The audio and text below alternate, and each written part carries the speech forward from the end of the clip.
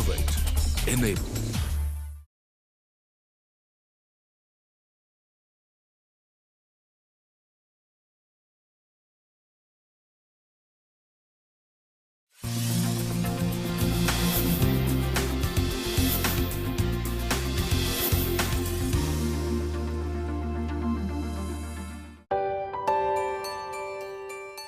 आज आपण आलो आहोत मराठवाड्यातील नांदेड जिल्ह्यात.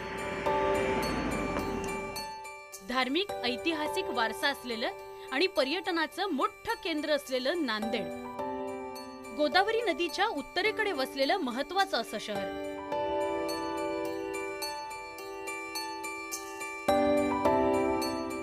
नांदेडच्या जिल्हा पर्यटनाची सुरुवात कुठल्याही गड किल्ल्यांनी नाही, मंदिरांनी नाही, तर इथल्या हुजूर साहिब या गुरुद्वाराने होते. शीख धर्मात या गुरुद्वाराला विशेष असं महत्त्वाचं स्थान आहे. तेव्हा जाणून घेऊयात आजच्या एपिसोडमध्ये या गुरुद्वाराचं महत्त्व.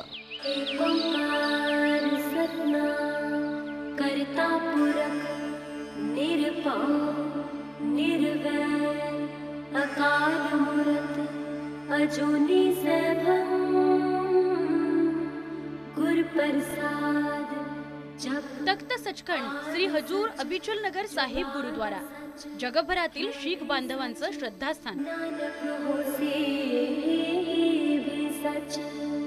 शीखांचे 10वे गुरु श्री गुरु गोविंद साहेबजी यांनी याच ठिकाणी गुरु ग्रंथ साहेबची स्थापना करण्याचे आदेश त्यांच्या शिष्यांना दिले. तीच जागा आता तख्त साहेब म्हणून ओळखली जाते.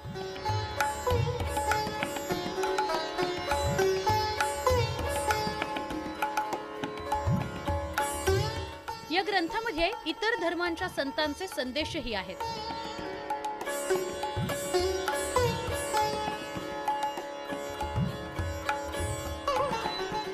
शीख पंथाचे 10वे गुरु श्री गुरु गोविंद सिंह जी महाराज यांच्या पावन पवित्र पदस्पर्शाने पुनीत तख्त सचखंड श्री हजूर अबचल नगर नांदेड हे एक पावन पवित्र स्थळ असून 1708 मध्ये श्री गुरु गोविंद सिंह जी महाराज यांनी या पावन पवित्र स्थळी श्री गुरु ग्रंथ साहेबजी महाराज यांना गुप्तागदी प्रदान करून अशी घोषणा करण्यात केली होती की देहधारी गुरुंची परंपरा संपुष्टात आणून यानंतर श्री गुरु ग्रंथ साहेब महाराज हेही शीख पंथाचे गुरु असतील.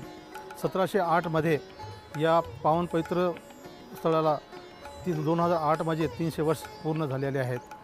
यावेळी 300 शताब्दी समारोह मोठ्या उत्साहाने साजरा करण्यात आला आहे. देश विदेशातून येणाऱ्या भाविकांसाठी गुरुद्वारा तख्त सचखंड साहेबतर्फे विविध सुविधा, लंगर, रिहाईश, राहण्याचे ठिकाण सर्व व्यवस्था करण्यात येत आहे.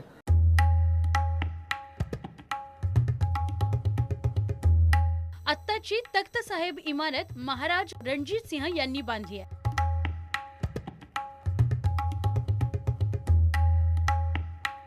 संगमरवराच्या गुरुद्वाराला सोन्याचा गिलावा केलेला आहे. तख्त साहेब इमारतीचा परिसर काही हेक्टरवर प्रशस्तपणे पसरलेला आहे.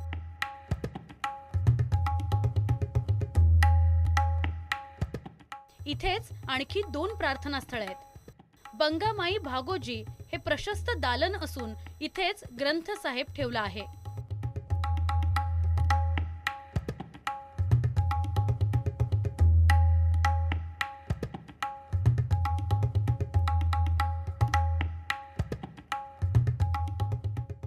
इथेच तख्त ठेवलं असून शीखांचे 10वे गुरु श्री गुरु गोविंद साहेबजी यांनी 7 ऑक्टोबर 1708 मध्ये आपला देह ठेवला.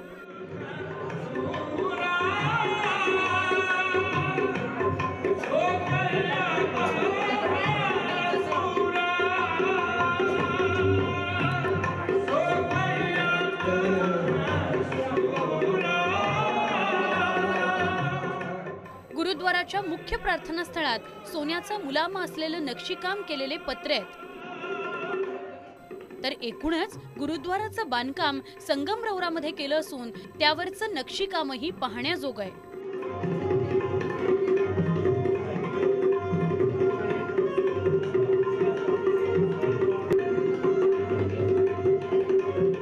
गुरुद्वारा परिसरात एक ऐतिहासिक विहीर असून पूजेआधी शस्त्र धुण्याकरता याच विहिरीतलं पाणी वापरलं जातं.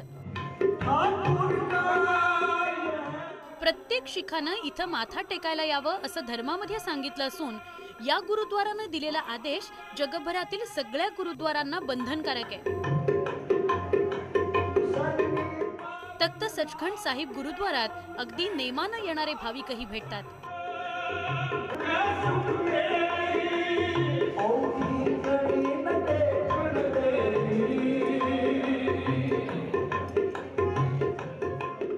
तर गुरुद्वारात अहोरात्र लंगर सुरू असतो।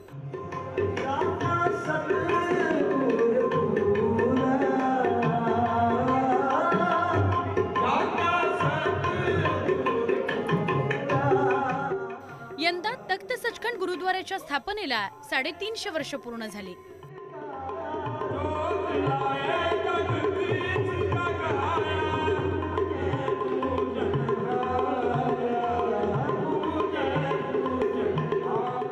तख्त सचखंड गुरुद्वारानंतर आता आपण जाणार आहोत नांदेडची ऐतिहासिक ओळख असलेल्या कंधार किल्ल्यामध्ये।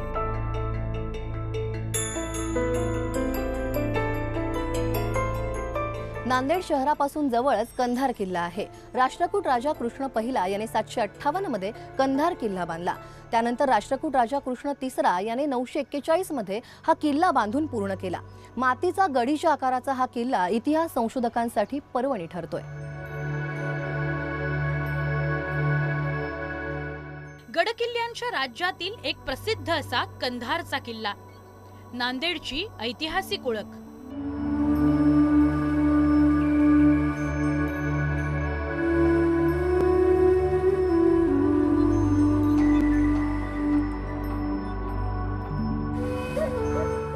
कंधार तालुक्यात असलेला हा भुईकोट किल्ला राष्ट्रकूट राजा तिसरा कृष्ण यानं किल्ल्याचं बांधकाम केल्याचा उल्लेख आढळतो। त्यानंतरच्या प्रत्येक राजानं किल्ल्याच्या बांधकामात भर घातली, तो अधिकाधिक भक्कम केला, जपला।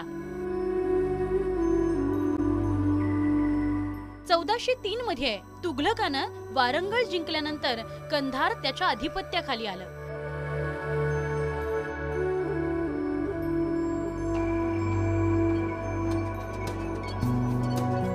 किल्ल्यातील अनेक बुरुज आज ढासळलेत, आतील इमारतींची पडझड झाली आहे, परंतु कंधार किल्ल्याच्या भव्यतेची साक्ष देणाऱ्या अनेक वास्तू आजही इथे दिसतात।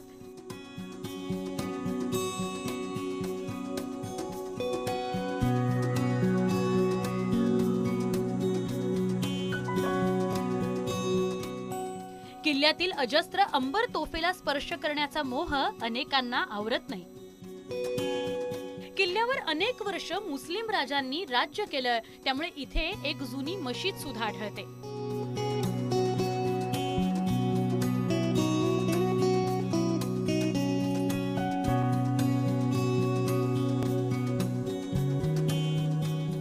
कंधारच्या किल्ल्यानंतर आता आपण जाणार आहोत नांदेड मधल्या बडी मशिदीत।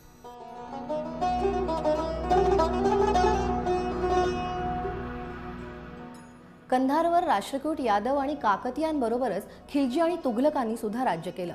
याच काळात अनेक सुफी संत होऊन गेले, त्यातीलच सरवरे मखदूम सय्या हे एक होत आणि ही त्यांची दर्गा बडी दर्गा या नावाने प्रसिद्ध आहे। पर्यटक आणि भाविक मोठ्या प्रमाणावर या ठिकाणी मन्नत मागण्यासाठी येतात। सर्व धर्मियांचं श्रद्धास्थान असलेली ही बडी मशीद कंधार किल्ल्यापासून अगदी जवळच असलेली ही हजरत हाजी सय्या सरवरे मखदूम मशीद। कंधारच्या किल्ल्यावर अनेक वर्ष मुस्लिम राजांनी सत्ता गाजवली होती। 7 मखदूम बाबांपैकी एका मखदूमची ही मशीद आहे।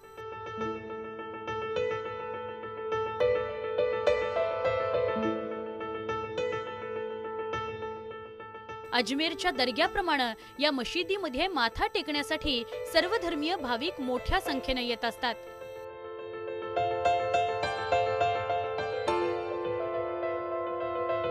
सर्व जगातले लोक हाजी सय्याला खूप मानतात, याच्यामुळे यांचं नाव हजरत हाजी सय्या सरवरे मखदूम पडे। सरवर याने सर्वांचा, जगात एकूण 7 पैकी हे एक मूळ सरवर मखदूम आहे। यांची खूप मोठी न्यारी किमी आहे। यांच्यापाशी खूप भाविक येतात, खूप अशा प्रमाणे प्रार्थना करतात, खूप असे त्यांना देव भरभरून बी देते। एका जातीचे लोक येत नसून इथं प्रत्येक जातीचे लोक इथं वेळोवेळी आपली हजेरी लावतात आणि देव त्यांना बराबर सर्वारे मगदूम खूप देते.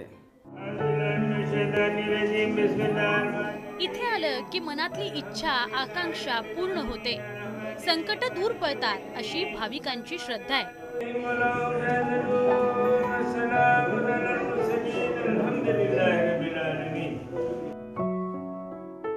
या एपिसोडमध्ये वेळ झाली एका छोट्याशा ब्रेकची. या ब्रेकनंतर आपण नांदेड आणि परिसरातली अजूनही काही ठिकाणं पाहणार आहोत. तुम्ही कुठेही जाऊ नका, पहा फक्त IBN लोकमत.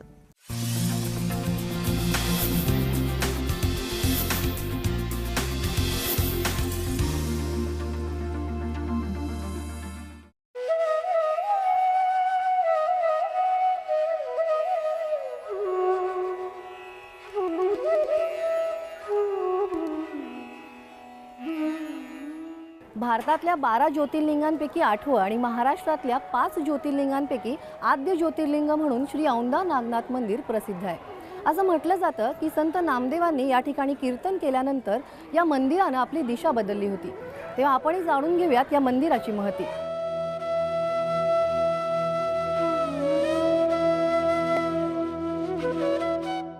बारा ज्योतिर्लिंगांपैकी हे एक औंढा नागनाथ, हिंगोली जिल्ह्यातील पवित्र तीर्थक्षेत्र.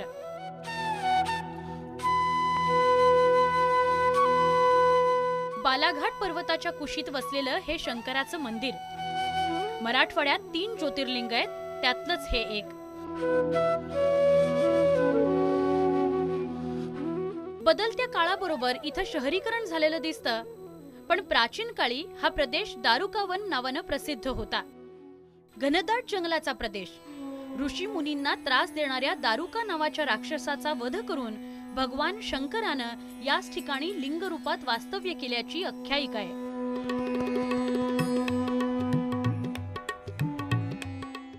नागेश्वराचं हे मंदिर म्हणजे स्थापत्यकलेचा आविष्कारच. मंदिराचं बांधकाम हेमाडपंथी पद्धतीनं केलंय. मंदिरावरील कोरीव काम तेव्हाच्या कारागिरांच्या कलेची साक्षच देतं.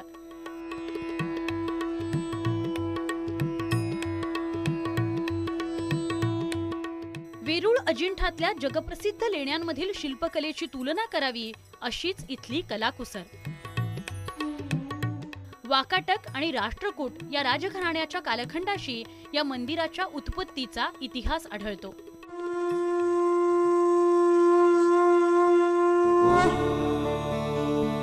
नमः शिवाय.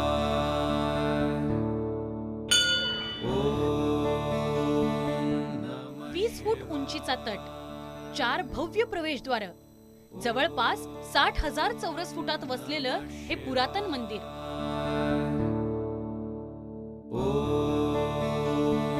नमः शिवाय. 8 खांबांनी तोलून धरलेला मंदिराच्या आतील वर्तुळाकार मंडप, नमः शिवाय. घुमटाकार अष्टकोनी छतावरील सुबक नक्षीकाम. नमः शिवाय. त्या काळी होणाऱ्या परकीय आक्रमणांपासून सुरक्षित राहावं यासाठी गर्भगृहात भूमिगत पद्धतीनं ठेवण्यात आलेले सुंदर शिवलिंग.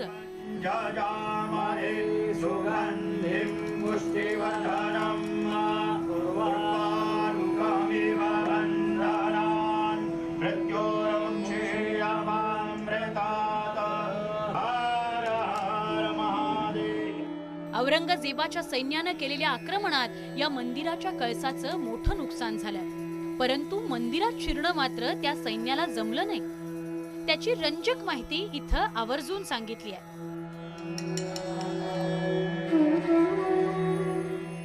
5,500 वर्षापूर्वी हे ज्योतिर्लिंग तालावामध्ये होतं. द्वापार युगामध्ये पांडव वनवासात असताना त्यांच्याजवळ ज्या गायी होत्या त्या गायीमध्ये कपिला नावाची गाय रोज या तालावाभोवती आल्यानंतर या पाण्यामध्ये उडी मारून आपलं पूर्ण दूध ज्योतिर्लिंगावर सोडून निघून जायचे. बराच कालावधी निघून गेल्याच्या नंतर युधिष्ठिर धर्मराजाच्या असे लक्षात आले की आपले सर्व गायी दूध देत आहेत, परंतु कपिला गायीच्या जंगलामध्ये कोण दूध काढून घेतंय. तर हे बघण्यासाठी भीमाला त्या गायीच्या पाठीमागे पाठवलं. त्यावेळेस भीमानं बघितलं की गाय ही तालावामध्ये जाते.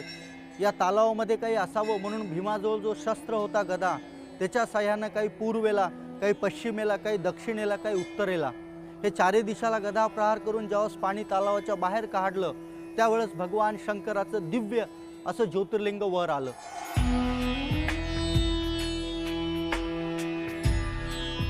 पुण्यश्लोक अहिल्याबाई होळकर यांनी या मंदिराचा जीर्णोद्धार केलाय.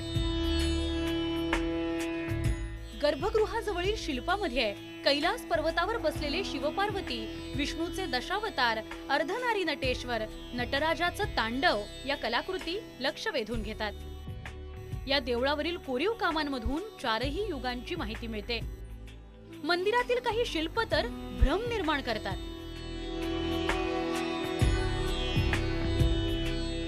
असं म्हटलं जातं की संत नामदेवांचं कीर्तन ऐकण्याकरता देवानं या मंदिराची दिशाच बदलली.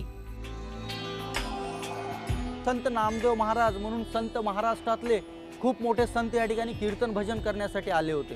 त्यावेळेस त्यांचं जे कीर्तन होतं ते मंदिराच्या प्रवेशद्वारासमोर चालू होतं. महाशिवरात्रीची वेळ होती, बरेचसे भाविक दर्शनासाठी होते. येणाऱ्या जाणाऱ्या लोकांना त्रास होऊ लागला म्हणून नामदेव महाराजाला मंदिराच्या पाठीमागे कीर्तन करायला सांगितलं. ज्यावेळेस नामदेव महाराज पूर्वेकडनं पश्चिमेला मंदिराच्या पाठीमागे जाऊन कीर्तनाला सुरुवात केली तर भगवंताला वाटलं माझा जो खरा भक्त आहे तो माझ्या पाठीमागे बसून माझं गुणगान गातोय. तर नामदेवांचं कीर्तन ऐकण्यासाठी भगवंताने आपलं पूर्ण द्वार त्यांच्याकडे फिरवलंय.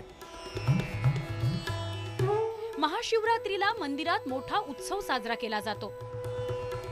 महाराष्ट्रातील आद्यदैवत ज्योतिर्लिंग म्हणून याची प्रसिद्धी आहे.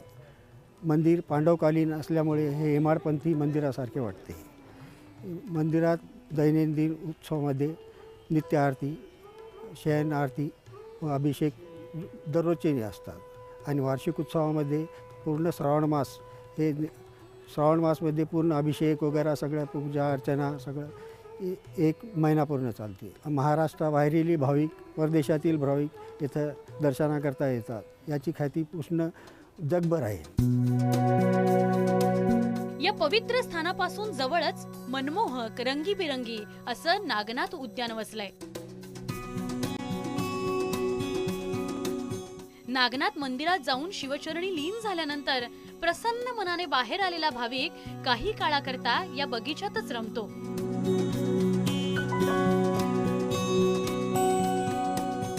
इथं त्यांना निसर्गाच्या सानिध्यात वेगळाच आनंद मिळतो.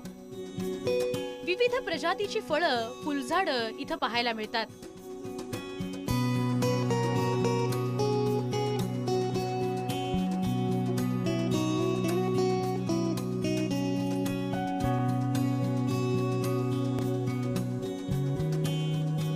बगीच्याजवळच असलेल्या तलावात बोटिंगची व्यवस्था आहे.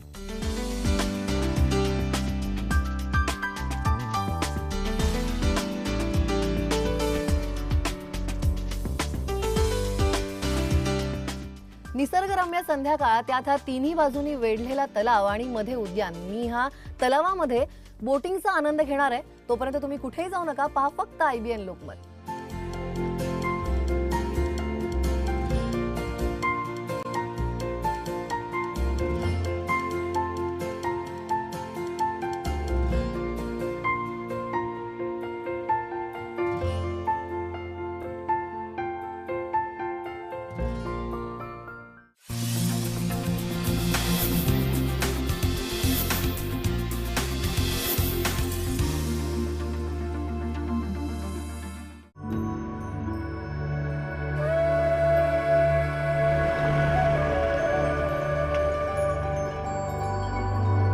साडेतीन शक्तिपीठांपैकी एक पूर्ण शक्तिपीठ म्हणजेच माहूरगड. सह्याद्रीच्या पर्वतरांगांमधल्या उंच शिखरावरचं हे रेणुका मातेचं मंदिर अनेकांचं कुलदैवत आणि श्रद्धास्थान आहे. हजारोंच्या संख्येनं भाविक आणि पर्यटक या गडावर मातेच्या दर्शनासाठी येत असतात.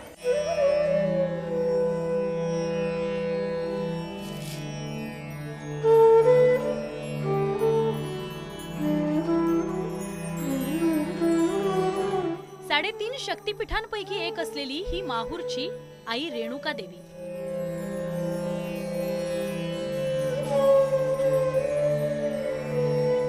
रेणुका, येल्लुआई, यल्लम्मा ही रेणुकाईची नावं.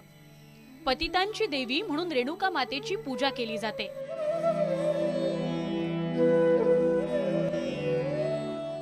महाराष्ट्राबरोबरच कर्नाटक, आंध्र प्रदेश या ठिकाणी देवीचे उपासक आढळतात. भाविक तर तिला संपूर्ण जगाची आई जगदंबाच मानतात.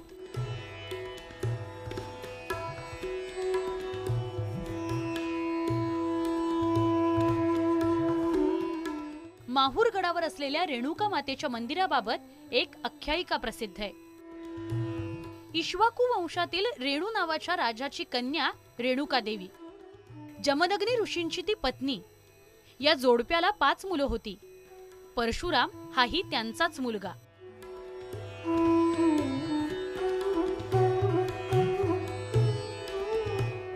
या ठिकाणी भगवान परशुरामांना दर्शन देण्यासाठी रेणुका माता स्वयंभू उत्पन्न झालेली आहे.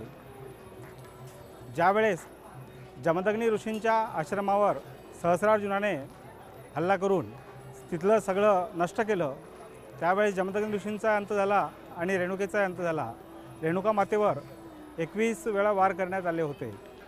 त्यानंतर रेणुका माता आणि जमदग्नी ऋषी त्यांचे पार्थिव घेऊन भगवान परशुराम कोरीभूमी असलेल्या माहूर क्षेत्री आले. या ठिकाणी त्यांना दत्तात्रय प्रभूंनी मातृतीर्थ म्हणून खाली आहेत फार मोठा तलाव, त्या ठिकाणी मातृगया आणि अग्निसंस्कार करण्यात आले. त्यानंतर ज्यावेळेस भगवान परशुराम दत्तात्रयांच्या आश्रमात जायला निघाले, तर ह्या टेकडीवर भगवान परशुरामांना श्री रेणुका मातेने दर्शन दिले आणि तेव्हापासून ती भक्तांना दर्शन देण्यासाठी इथे आहे. मातेची 3.5 शक्तिपीठ आहेत, त्यापैकी हे मूळपीठ आणि कोरीभूमी म्हणून ओळखले जाते. रेणुका मातेचा तांदळा हा मुखवटा 5 फूट उंच आणि 4 फूट रुंद आहे. बैठकीवर देवीचं वाहन असलेला सिंह कोरलेला आहे.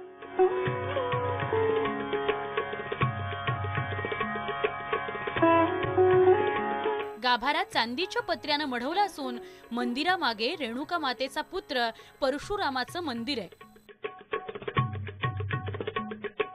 नवरात्रीमध्ये रेणुका मातेच्या दर्शनाकरता माहूर गडावर भाविकांची रीघ लागलेली असते.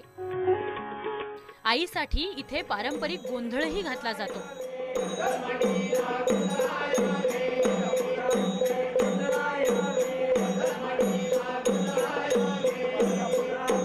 रेणुका मातेच्या मंदिरानंतर आता आपण जाणार आहोत होट्टलमध्ये. देगलूर गाव ही चालुक्यांची राजधानी होती. वास्तू, शिल्प आणि कोरीव काम याचा उत्तम नमुना म्हणजे हे होट्टल मंदिर.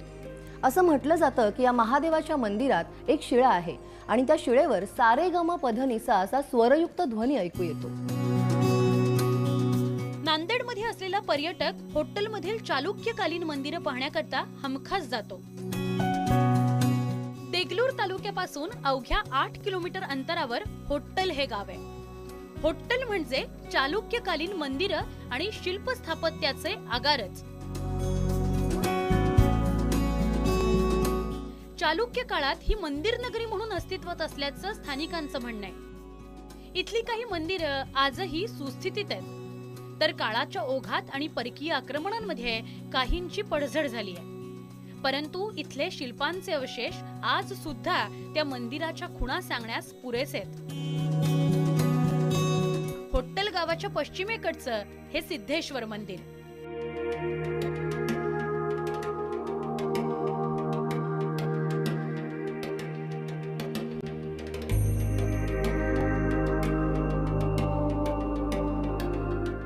मुखमंडप, मंडप, अर्धमंडप, अंतराळ आणि गर्भगृह असे या मंदिराचे 5 भाग.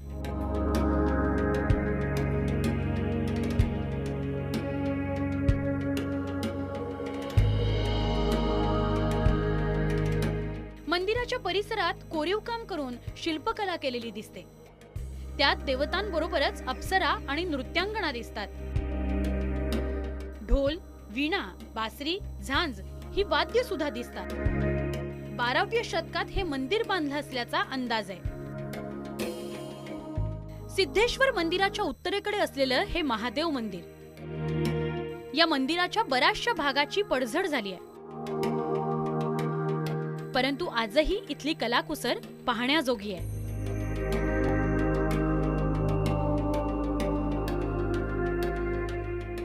मंदिराच्या दगडातील कोरीव काम, त्यातील मूर्तीच्या हातात असलेली वाद्य आणि त्यावर दगडानं मारल्यावर ऐकू येणारे सप्तसूर ही या मंदिराची खासियतच म्हणावी लागेल. मराठवाडाच नाही तर साऱ्या महाराष्ट्राचीच सौभाग्य लेणी ठरावी अशीच होट्टलमधली ही शिल्प आहेत. ऐतिहासिक कंधार किल्ला, गुरुद्वारा आणि मंदिरं या धार्मिक स्थळांना या एपिसोडमध्ये आपण भेट दिली आहे. एकूणच सर्वधर्म समभाव असा हा नांदेडच्या या एपिसोडमध्ये आपण इथेच थांबूया. तोपर्यंत पहा फक्त IBN लोकमत.